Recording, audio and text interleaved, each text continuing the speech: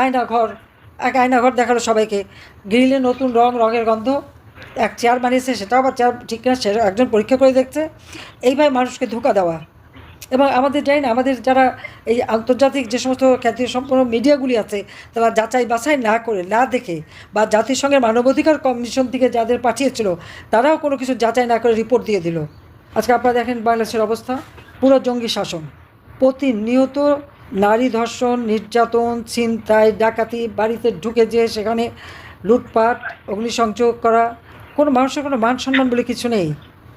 প্রধান বিচারপতির কার্যালয়ে আক্রমণ করা, তার বাড়িতে আক্রমণ, বিচারপতিদের পদত্যাগে বাধ্য করানো, নির্বাচন কমিশন, পাবলিক সার্ভিস কমিশন, মানবাধিকার কমিশন, সব জায়গায় কিন্তু ওই লাঠিসোঁটা অস্ত্র। তারা কারা? সব ইনুস বাহিনী, সমন্বয়ক, ছাত্র।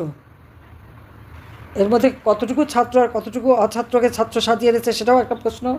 ওই কিশোর গ্যাং, তাদের হাতে অস্ত্র তুলে দেওয়া। এবং আজকে জেলা উপজেলা সব জায়গায় একই অবস্থা, যে কোনো মানুষের বাড়িতে ঢুকেই তারা হামলা করতে পারে। ঘরের দরজা ভেঙে সেই ঘরের মধ্যে ঢুকে একটা নারীকে গ্যাং রেপ করা, তার কাপড় চোপড় খুলে ফেলা, সেগুলো আবার ভিডিও করে ছেড়ে দেওয়া। এক এক বাড়ির মধ্যে ঢুকে পরিবারের দুই ভাই ভ্রাতৃবধূ, তাদেরকে আক্রমণ, 3 জন মারা যায়, একজন এখনও মৃত্যুর সাথে পাঞ্জা লড়ছে। এবং এটা একবার একটা না, এটা কিন্তু প্রতিনিয়ত এই ধরনের ঘটনা ঘটে যাচ্ছে।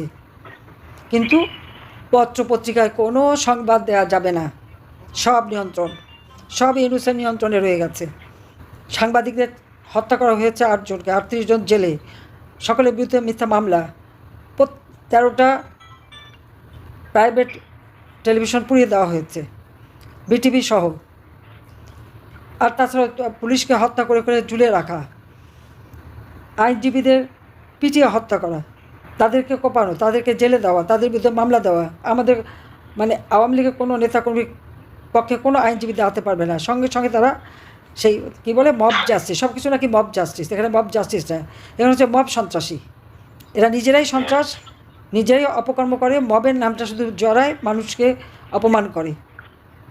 সাধারণ মানুষ নিশ্চয়ই এদের সাথে থাকে না, কিন্তু তারা সেই সাধারণ মানুষেরকে উপর দায়টা চাপানোর জন্য কি মব জাস্টিস, আসলে এটা তো মব সন্ত্রাস, মব ক্রিমিনাল। এবং তারা কারা? সব একেবারে পরিচিত। শিক্ষা প্রতিষ্ঠানগুলিতে আজকে প্রায় 5 লক্ষ ছাত্রছাত্রী পরীক্ষা দিতে পারছে না। প্রত্যেকটা শিক্ষা প্রতিষ্ঠান দখল। ঢাকা বিশ্ববিদ্যালয় যান, চট্টগ্রাম বিশ্ববিদ্যালয়, রাজশাহী বিশ্ববিদ্যালয়, চট্টগ্রাম কলেজ, ওগুলি সব তাদের অবৈধ অস্ত্রের গুদামঘর হয়ে গেছে।